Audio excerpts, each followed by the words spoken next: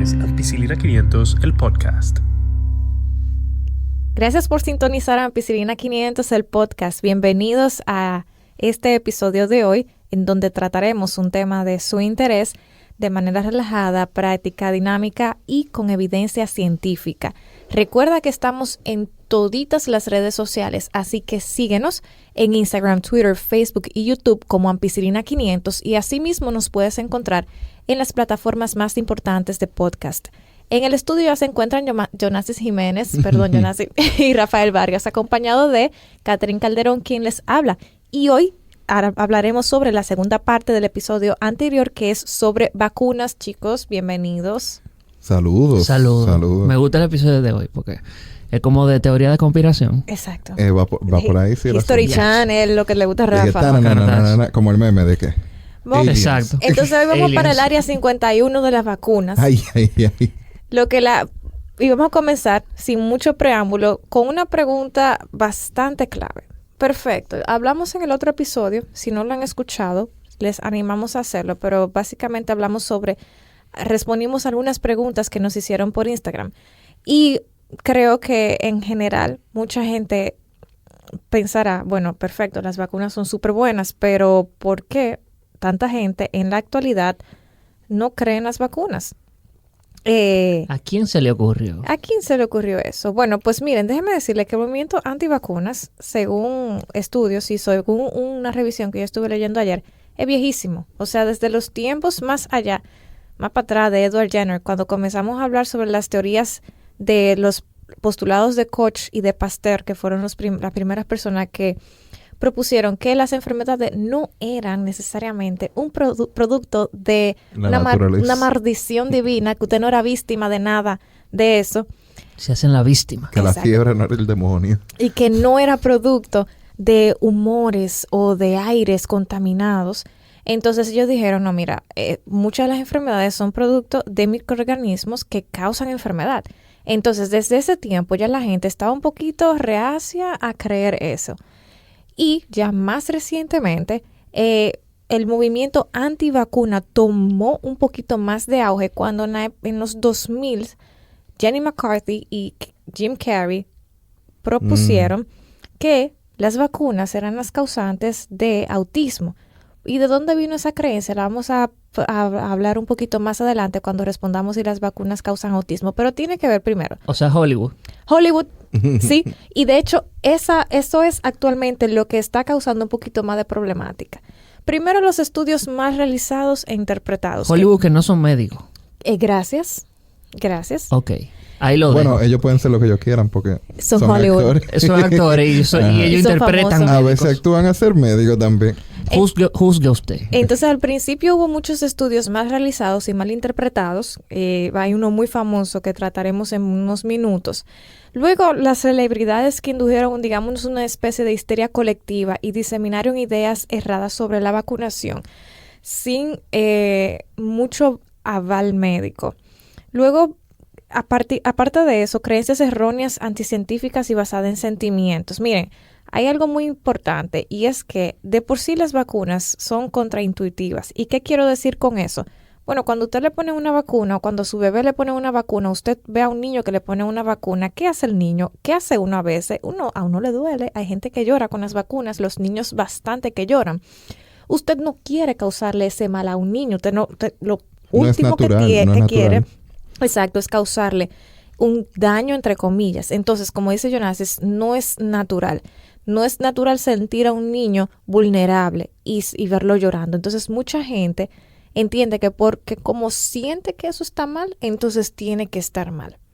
Otra de las razones importantes, y es como que ha tomado mucho auge, sobre todo en los últimos 5 a 10 años, es la desconfianza de la autoridad y los gobiernos.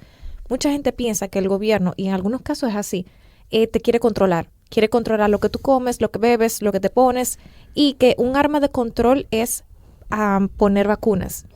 Porque mucha gente entiende que en las vacunas hay componentes que son dañinos. El gobierno y Hollywood no quieren controlar. Hollywood no quieren controlar a nadie. Y todo lo que venga de un gobierno y todo lo que sea obligatorio se entiende como malo. Entonces eso ha venido, digamos, a dañar un poquito la reputación de las vacunas.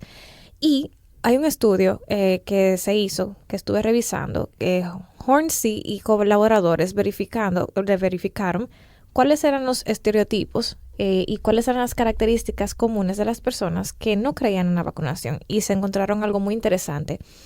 No hay un nivel socioeconómico que vacune más o menos, pero sí vieron que hay algo muy interesante que está en común en todos. La mayoría tienen pensamientos conspiracionales, tienen pensamientos de que creen que este tipo de medidas infringe con su libertad individual. Hay gente que por razones supuestamente religiosas y por miedo a las agujas no ponen vacunas. Déjeme decirle que ninguna religión prohíbe las vacunas. Incluso el judaísmo, que es una de las religiones, digamos, un poquito más cerradas. Recientemente comentaron algunos rabinos que ellos no estaban en contra de la vacunación. Lo que pasa es que hay algunas ramas ultra ortodoxas que sí. Y lo más importante, que la mayoría de los que consumen esta información errónea son padres que están preocupados por sus niños. Y que no investigan. Y que no, bueno, investigan, pero de fuentes que les hacen sentir bien. Que no le conviene. De los grupos de Facebook y cosas así que no son fuentes científicas muchas veces. Exactamente. Algo muy interesante es que usualmente nosotros hacemos, digamos, campañas contra los antivacunas y se ha comprobado que los antivacunas no van a cambiar sus pensamientos y su forma de ser. Pero sí tenemos que tratar de conquistar a los que están dudosos de las vacunas. En inglés serían los hesitants. De hecho, el vaccine hesitancy, o sea, la duda para poner las vacunas, fue nombrada como uno de los 10 retos de la salud de la OMS para el 2019. Y eso es importante. O sea, estamos hablando de que está más o menos al mismo nivel de las principales enfermedades que están matando a nivel mundial. Entonces, ya la OMS lo puso como eso es un riesgo. Porque obviamente, si usted no se vacuna, se pone usted y pone a otros en peligro de algunas enfermedades. Así es. Y vamos a comenzar entonces a desmitificar con lo que las la gente vacunas. quiere escuchar. Con lo que la gente quiere escuchar. Vamos a hablar claro. ¿La vacuna causa autismo? No, pero ¿por qué la gente cree que sí? Cuéntanos, Jonas, un poquito de eso. Bueno, lo que pasa es que la desinformación es un problema. Y la mala información es uno peor. Porque usted no saber algo es una cosa, pero usted creerse algo equivocado es lo que causa el problema.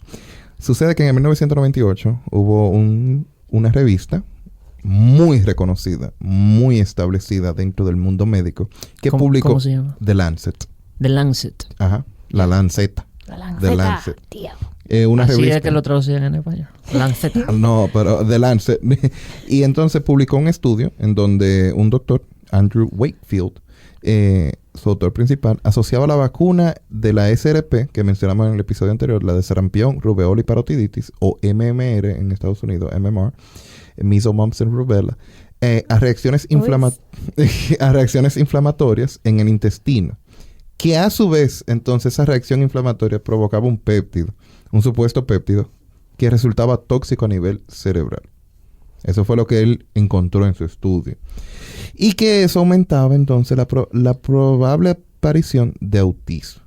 Entonces, ¿cuál es el problema con esto? Tú dices, wow, pero mira, eso puede que sea algo controversial. Entonces hicieron un documental seguro y salieron por ahí a promoverlo. El problema fue cuando se pusieron a investigar a fondo, porque en el mundo médico sí existe eso. Si tú publicas algo, a ti te lo van a cuestionar. Y lo van a repetir para ver si va a Y ver. lo van a repetir. Por ejemplo... O sea, lo ponen en tela de juicio, en debate. Exacto. Entonces, muchas de las cosas que tú publicas algo, Rafael, en España, ¿verdad? Porque es Rafael de España. Tú publicas algo allá y yo aquí en República Dominicana digo yo quiero hacer un estudio. Déjame ver que... Oh, mira, Rafael publicó esto en España. Déjame ver si aplica a los pacientes de aquí de República Dominicana. Y lo hago aquí. Y lo hacen allá. Y vuelven y lo hacen en Estados Unidos. Toda parte. Entonces, así que funciona el mundo de la investigación científica. Ya. ¿Qué sucede? Que analizando cómo el Dr. Wakefield hizo su estudio, se encontró que solo fue en un centro, solo se aplicó a 12 niños, entre los cuales ninguno de los 12 niños tuvo esas reacciones inflamatorias a nivel intestinal. Y el supuesto péptido nunca se encontró en ellos. ¿Y de dónde sacó él eso? Espérate. Entonces, no hubo un grupo control. Y la probabilidad de tener autismo era mayor al vacunarse, que dijera que la probabilidad de tener autismo era mayor al vacunarse que a no vacunarse. Cientos de científicos trataron de replicar el efecto y no encontraron ninguna asociación. De hecho, en Dinamarca se realizó un estudio de cohorte, que ya lo habíamos descrito en otro de nuestros podcasts, que era un estudio de cohorte, que se siguió a más de 500,000 de niños entre 1991 y el 98. Dígase que fue retrospectivo, se miró hacia atrás. Ajá. 500,000. El hombre que publicó el estudio que hizo todo el daño de que la vacuna causa en autistas, estudió 12 niños. Y se creó otro estudio de 500,000 de niños y no se encontró mayor riesgo entre vacunar a un niño y desarrollar autismo que un niño desarrollar autismo sin vacunarlo. Ese fue el resultado. O sea que el estudio fue un auténtico disparate. Sí. Ujú. Y bueno, y todo el mundo creyendo en eso. Y en el 2006, Gracias. hablando de estudios, en el 2006 en Canadá se realizó un estudio que demostró que sus resultados concluyeron que una persona no vacunada tenía mayor incidencia, probabilidad de desarrollar autismo que una persona vacunada. Entonces, Wakefield terminó desacreditado, como ustedes entenderán, y se le quitó su licencia de práctica de medicina. Pero el estudio prosperó. Pero entonces el daño que él hizo superó su capacidad de poder ejercer medicina. Porque las personas que leyeron ese artículo en el 98 todavía creen en ese artículo en el 98. Se creyeron el cuento. La media, los reporteros, la radio y todo, que hicieron el boom de que, wow, la vacuna causa autismo, porque eso era el sensacionalismo de vender los titulares de ese día. Hicieron el daño y no se ha podido retroceder. Primer impacto en esa época, mano. Bueno, Un tú sabes, estudio de la universidad, no sé qué, no sé cuánto. de todo, de todo. Gracias a Dios no había Instagram en ese tiempo. Pero los resultados han llegado a Instagram, porque en Instagram salen personas que son anti-vaxxers. Entonces, la revista The Lancet, como medio científico que fue, se retractó del artículo y reconoció que el autor había falsificado la evidencia. En la actualidad se reconoce que muchos de los niños que desarrollan cuadros con epilepsia y síndrome parecido al espectro autista tienen condiciones diversas que no tienen nada que ver con las vacunas. Por ejemplo, uno de ellos es el síndrome de Dravet, que es un síndrome de epilepsia en niños. Entonces, lo que se determinó es que no necesariamente son las vacunas que producen es un asunto de causalidad a nivel científico. Que no es que la vacuna te produzca el autismo, sino que el hecho de que los pacientes sean vacunados tienen eso en común con personas que han desarrollado autismo, pero no tiene que ser que una cause la otra. Exactamente. Y mira qué interesante. Que se vacune o no se vacune va a desarrollar el autismo como Exactamente. Exacto. Y mira qué interesante lo del síndrome de Dravet, que es una epilepsia de la... Neoclónica, ajá. Exacto, es una epilepsia que sucede en niños. Pero, interesantemente, se asocia a desarrollo de ese síndrome luego de altas temperaturas, exponerse a altas temperaturas o haber tenido fiebre. Y mira qué interesante, tú vacunaste al niño. Qué racha. En 2 episodios. No, yo creo que en todos los episodios vamos a hacer un conteo un día. Tú vacunaste al niño, el niño le dio fiebre, eso es totalmente normal. Luego de esta fiebre, el niño comienza a desarrollar convulsiones o epilepsia.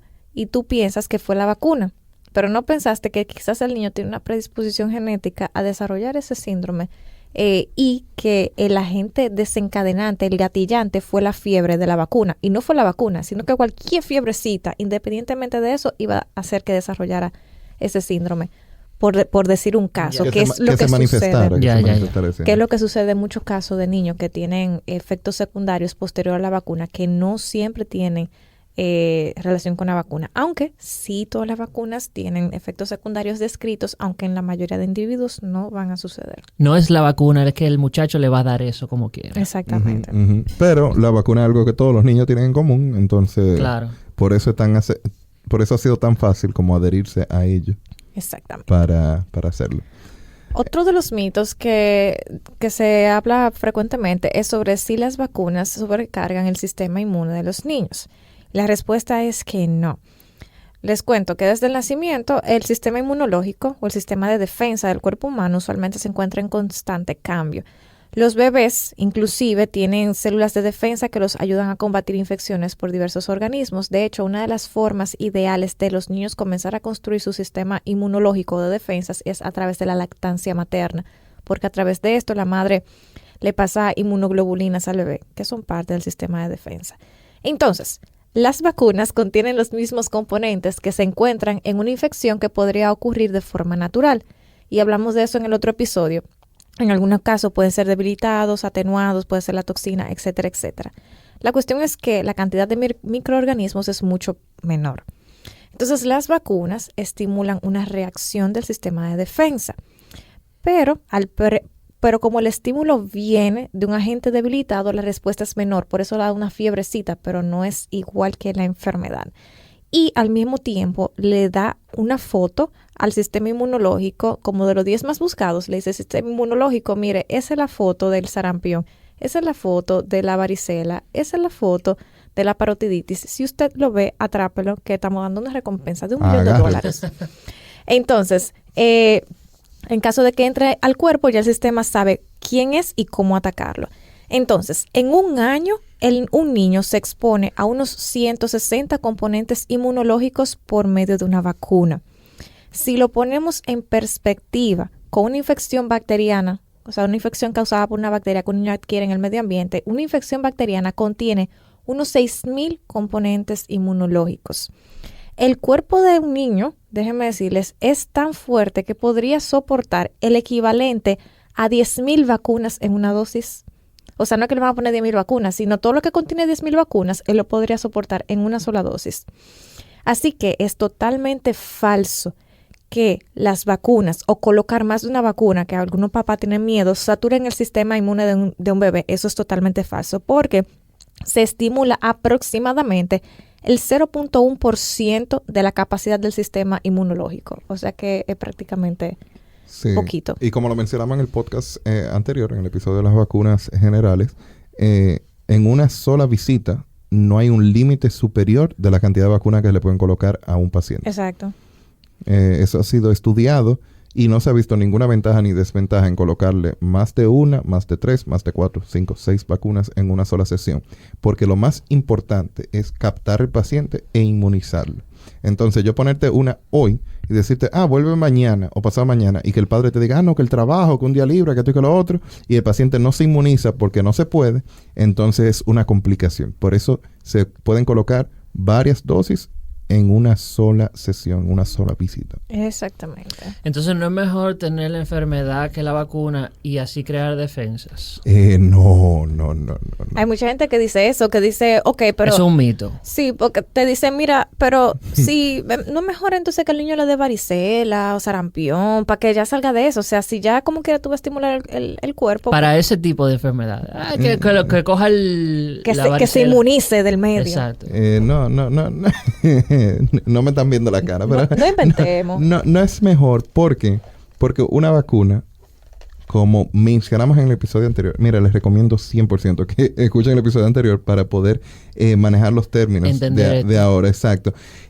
Porque en el episodio anterior describimos los tipos de vacunas que hay.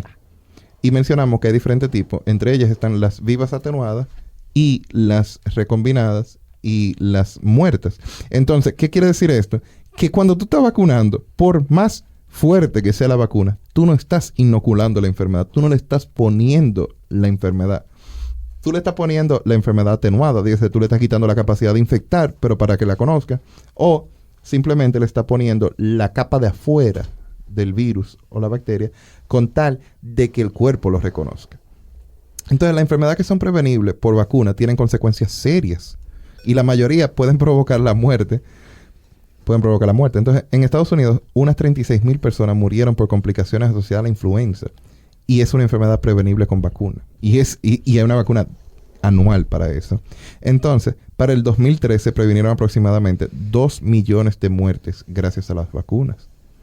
Entonces, que a ti te dé la enfermedad no significa que tú la vayas a superar la enfermedad. Exacto. O que no vayas a tener alguna consecuencia derivada de la enfermedad. Por ejemplo, la parotiditis, que está muy relacionada a orquitis, o sea, inflamación de los testículos, que puede llevar a la infertilidad. Exactamente. Y también como la varicela, que puede dejar marcas de por vida, te puede dejar cicatrices, etcétera, etcétera. Además de que ciertas fiebres o un niño que convulsione por fiebre puede tener repercusiones para toda la vida a nivel neurológico. Exacto. Y vamos a decir algo sumamente importante. Si usted no quiere vacunar a su hijo, pues entonces no lo saque, no debería ser expuesto al medio. ¿Por qué? Porque ese niño o esa persona no vacunada se convierte en un riesgo. Si una mujer embarazada adquiere, por ejemplo, rubeola, es prácticamente inminente que ese bebé venga con problemas y con defectos genéticos. Y hablamos... Si ella no está inmunizada. Exactamente, si ella no está inmunizada. Y en el podcast anterior dijimos que la rubeola no se vacuna durante el embarazo. Exacto, eso mismo iba a decir, que no se debe administrar en el embarazo. Igual vamos con otros casos. Si usted es una persona mayor o digamos un abuelito que no se pueda vacunar o se vacunó hace mucho tiempo o desconoce su esquema de vacunación y se enfermara de algo como esto, sencillo, digamos como una varicela, se ha descrito que usualmente en los extremos de la vida, niños y ancianos, usualmente las consecuencias pueden ser más graves. Puede tener una neumonía y de una neumonía se muere un adulto mayor. Sí. Y ahí cabe un término que es algo que se escucha en la noticia y no todo el mundo lo domina, que es la inmunidad de manada. Exactamente. El herd immunity. Y aquí perfectamente Catherine lo explica con la mujer embarazada y con los ancianos. Cuando hablamos de inmunidad de manada, no es que estamos protegiendo a las personas que vacunamos. Es que estamos protegiendo a las personas que no podemos vacunar. Exacto. Porque es verdad, hay vacunas que no pueden aplicársela a todo el mundo. A una mujer embarazada, tú no le puedes poner una SRP si ella no está inmunizada.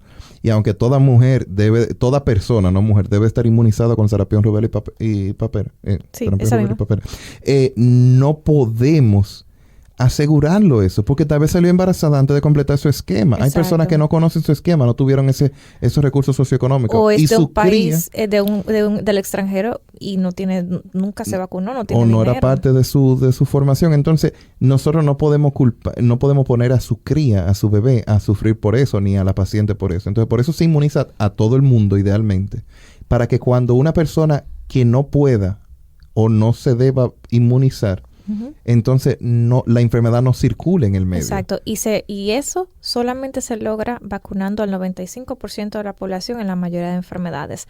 Por eso es que cuando usted baja 94, 92, como sucedió en Estados Unidos, en algunos estados, vienen esos brotes. Y entonces, por ejemplo, digamos, un niño que tenga cáncer, una persona que haya recibido un trasplante, no se puede vacunar en ese momento. Una persona que tenga una enfermedad autoinmune y en ese momento no se pueda vacunar, y usted por cosas de la vida haya coincidido en un supermercado, en una bomba de una estación de gasolina, en un vuelo, por ejemplo, o en cualquier situación, hasta en la playa, y usted se haya puesto en contacto con una persona que no se haya vacunado, o en el mismo hospital, exactamente, que no hay que irse muy lejos, se haya puesto en contacto con una persona no vacunada porque no le dio la gana. Que anda caminando con sarampión.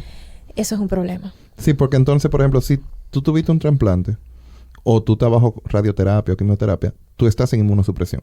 En el caso de trasplante, tú nunca vas a estar fuera de inmunosupresión, porque a ti hay que suprimirte tu sistema inmune para que no ataque tu órgano trasplantado.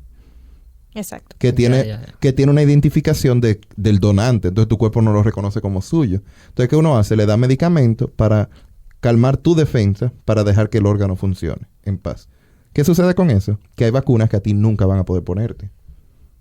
Ya. Porque como tú tienes inmunosupresión, las vacunas de virus atenuado a ti no se te pueden poner.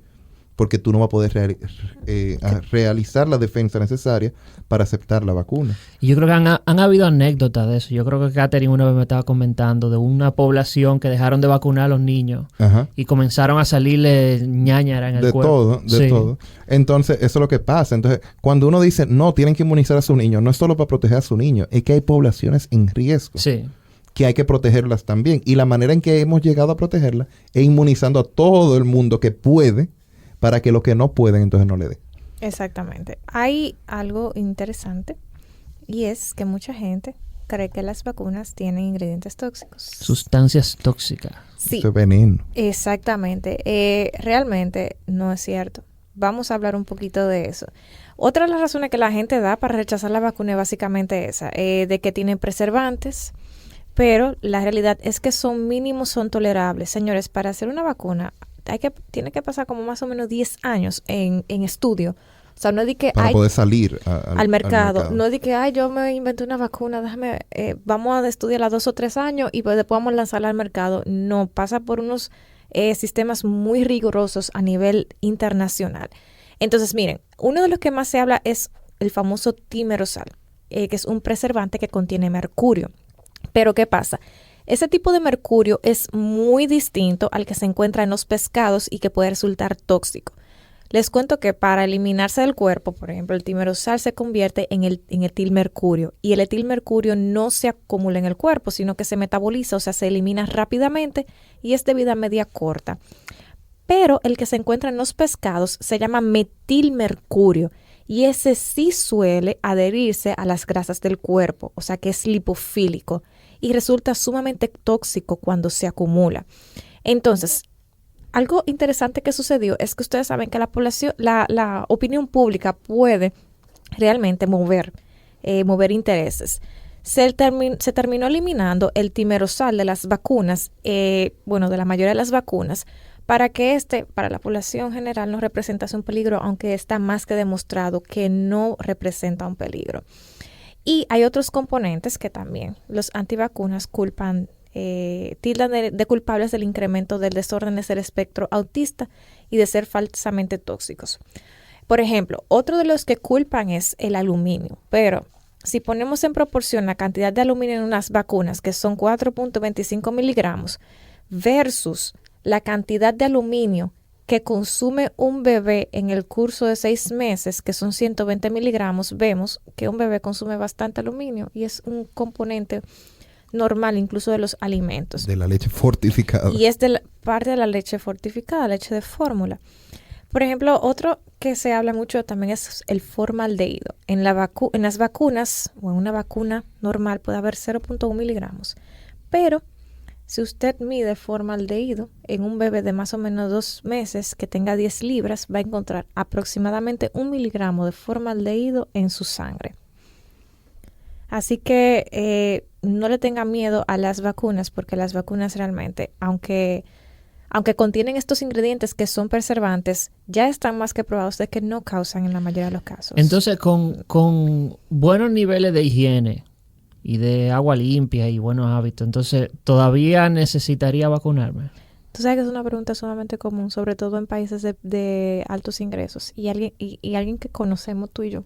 ¿En serio? Me dijo, no, mira, lo que pasa es que esas enfermedades, las que son prevenibles por vacunas, suceden cuando no hay higiene. ¿Que vive fuera? Sí, vive en Estados Unidos. Wow. Pero nosotros acá tenemos muy buena higiene y por eso necesitamos vacunarnos, porque si tenemos buena higiene, si hay buena agua, entonces los niños no se van a enfermar. ¿Es dominicano?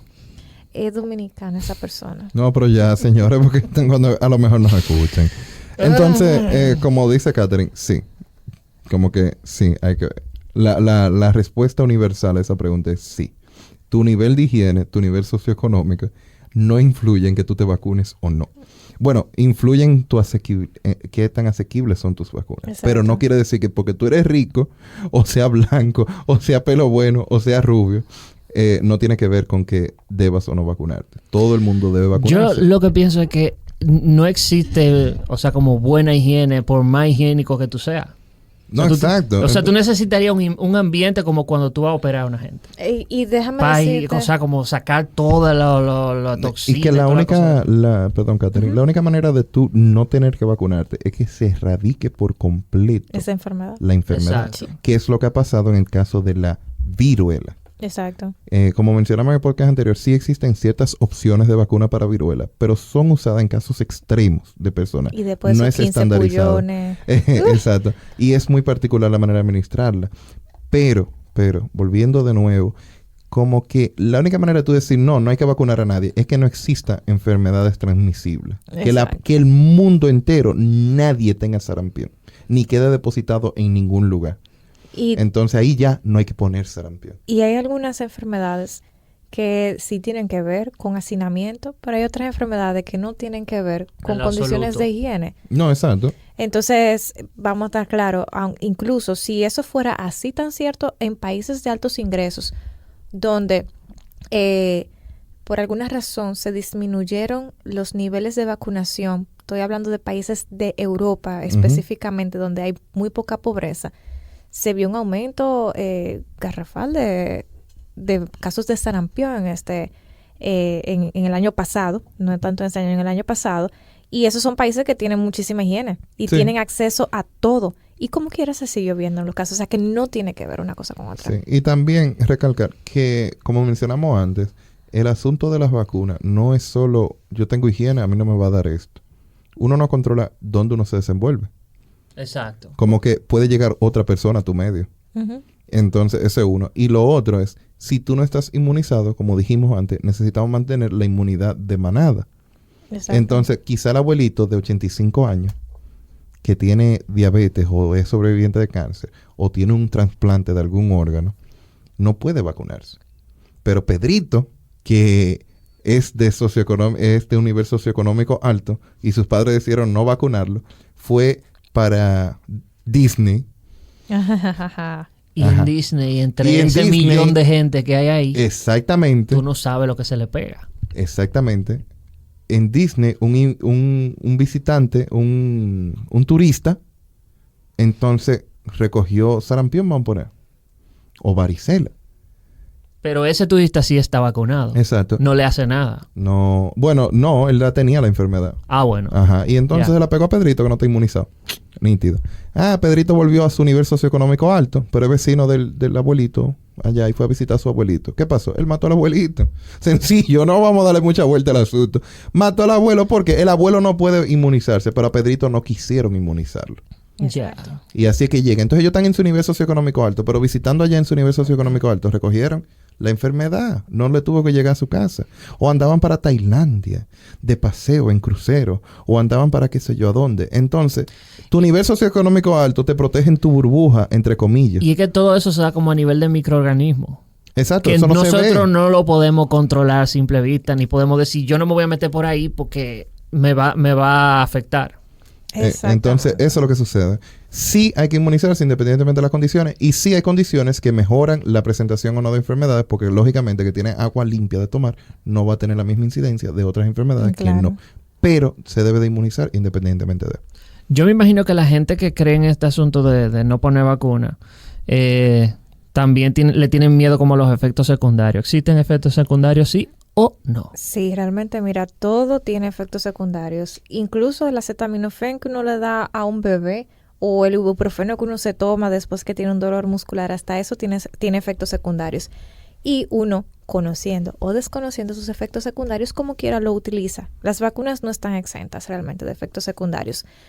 Y usualmente son pocos. Lo que usualmente viene después de una vacuna es una ligera fiebre, un rash, o sea, un enrojecimiento del área. A veces el área se hincha un poquito, pero eso es totalmente esperado.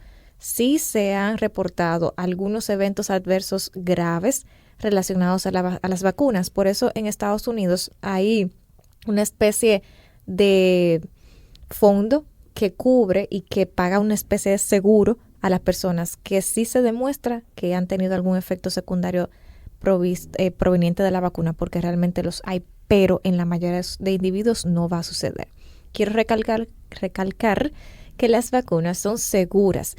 Como comentábamos, hay un proceso de aproximadamente 10 años que en Estados Unidos está bien regulado por la FDA.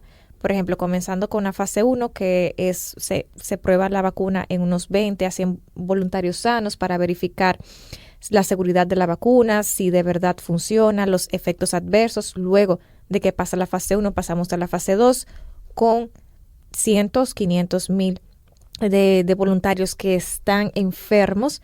Entonces, ahí básicamente vemos los efectos secundarios a corto y largo plazo. Y en la fase 3, ahí se hace con más personas que pueden estar sanos y estar enfermos, y se sigue comprobando si la vacuna es segura, tiene efectos secundarios, y usualmente es con una muestra bien grande, que sea representativa, o sea, que represente a la mayoría de la población.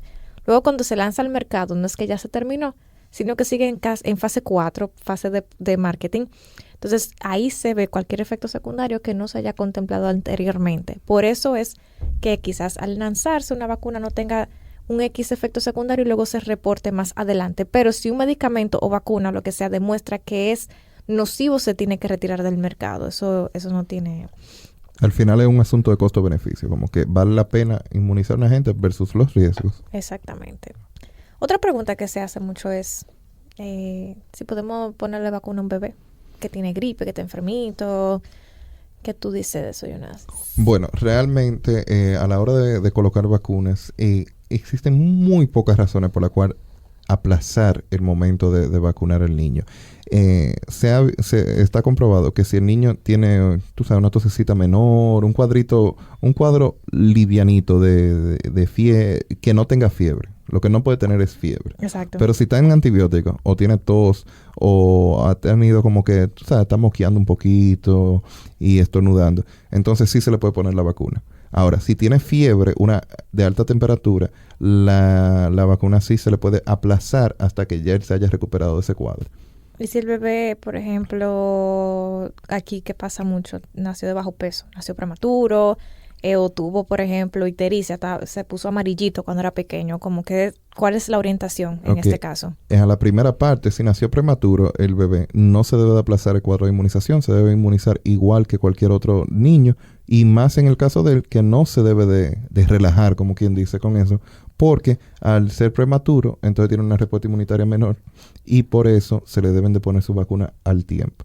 En el caso de que se haya puesto, como tú dices, amarillito, etcétera, etcétera, etcétera, se debe de tomar en consideración la causa de. Porque si es algo transitorio que puede pasar normal en los bebés que pasen por un cuadrito de ictericia, como se llama, entonces se le pone normal mientras el bebé esté tomando, mientras el bebé coma y amamante, entonces se ve que es normal y es una presentación normal, sí se le puede poner. Ahora, si la causa de que él esté amarillo es por una patología o una enfermedad genética o que haya nacido con otra condición, entonces se evalúa, pero por lo general sí se le ponen las inmunizaciones inmediatas. Perfecto. Incluso, ustedes saben que en algunos casos se utilizan algunas proteínas derivadas del huevo. Incluso en esos niños se pueden colocar vacunas, pero es bueno siempre consultarlo con su pediatra para verificar la pertinencia.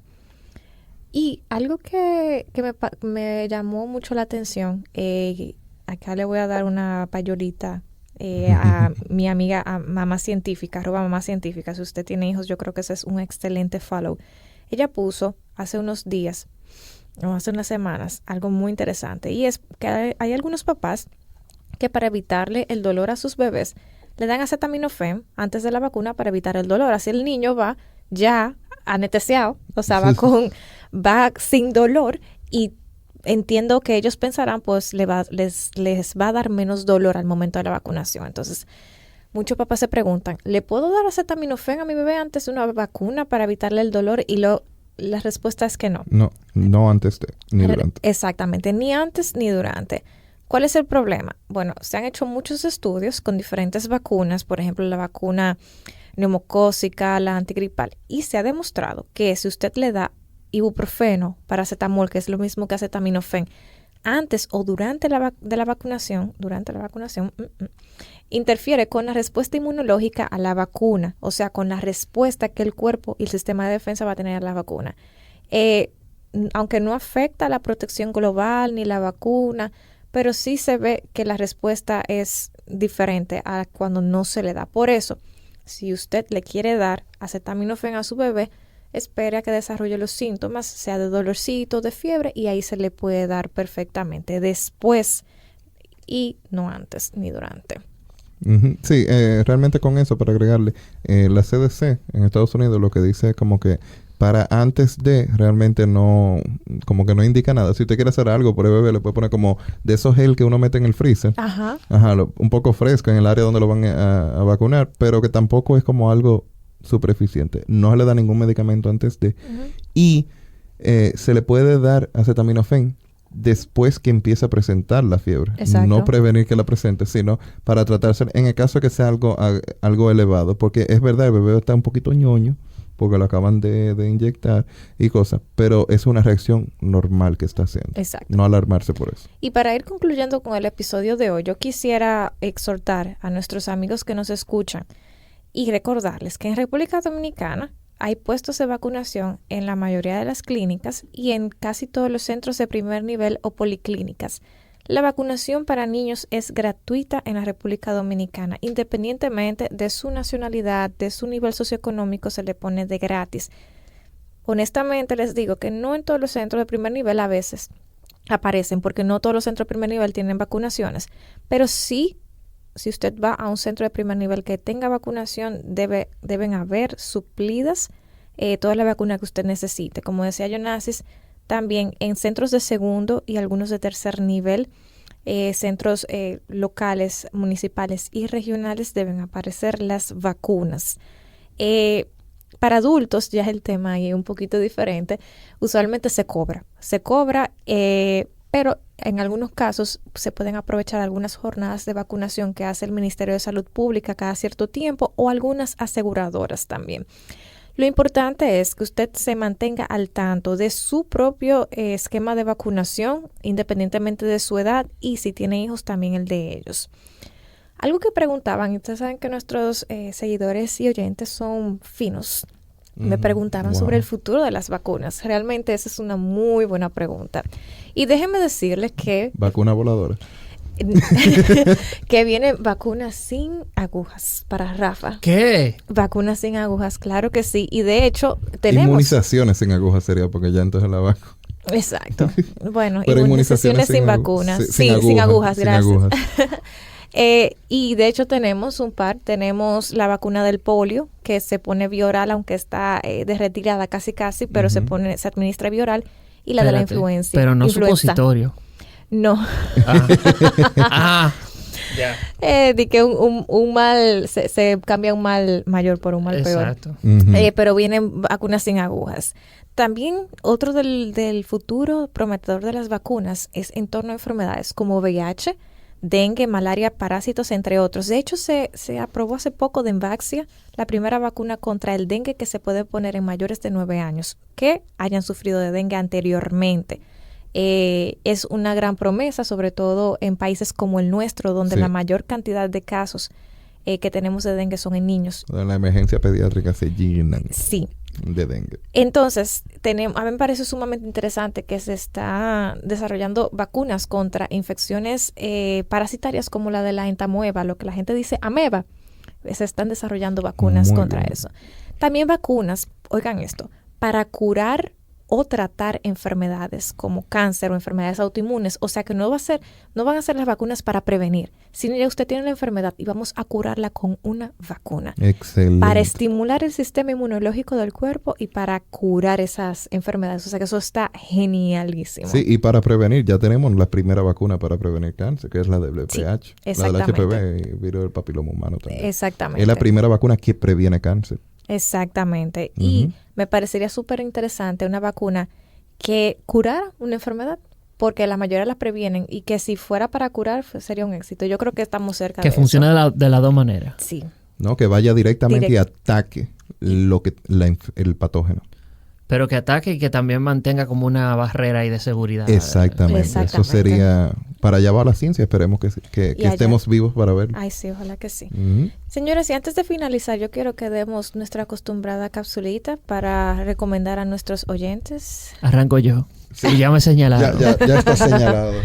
No, yo siempre me voy por el lado de que siempre hay que contrastar la información que uno tiene con relación a la gente que creen en que no se puede poner vacuna.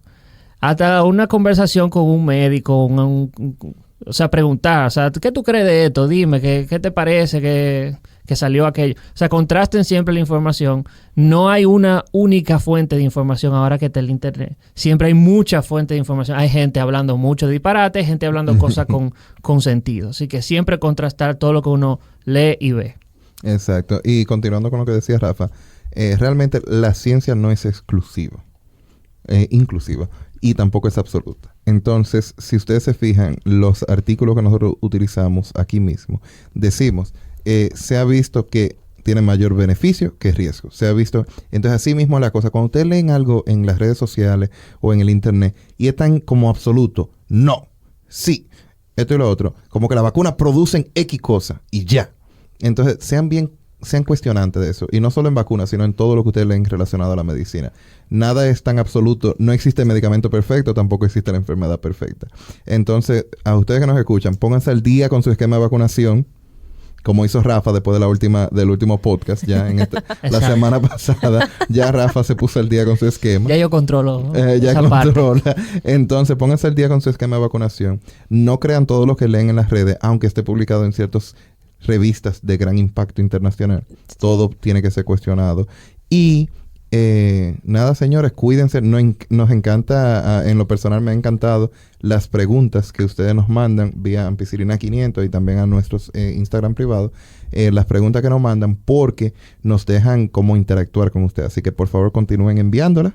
Y nada, hasta la próxima. Yo quiero finalizar diciendo, como dicen mis amigos de The Bible Doctors, no nos crean a nosotros, crean a la evidencia. Y para hacer este episodio de unos 45 minutos, nosotros revisamos más de 20 fuentes que van a estar en el Linktree que ustedes pueden encontrar en nuestras fuentes en Ampicilina, www.ampicilina500.com. Así que no se lleven de nosotros porque somos nosotros y nosotros lo decimos, sino que llévense de la gran cantidad de evidencia que está en Internet, que está en lenguaje asequible para una persona que no es médico. Verifiquen la evidencia y cualquier cosa, ustedes nos dejan saber qué piensan sobre ello.